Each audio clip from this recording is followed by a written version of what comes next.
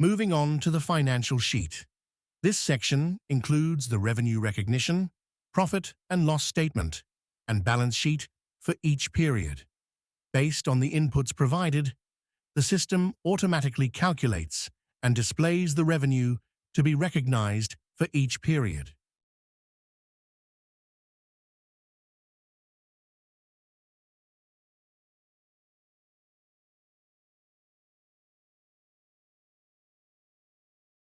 Next, it determines which expenses will be charged to the current period's profit and loss statement and which will be capitalized as work in progress on the balance sheet.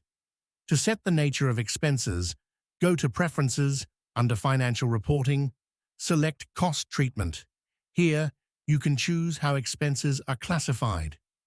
Expenses categorized as WIP are gradually transferred to the profit and loss account over time as revenue from sales is recognized.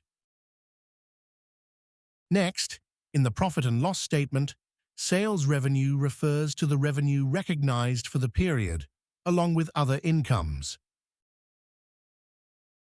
Following that are the costs and the gross margin.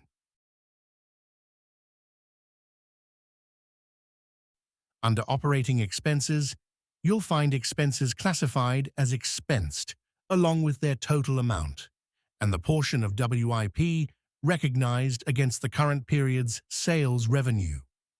Then, net profit, tax liability, and profit after tax are shown.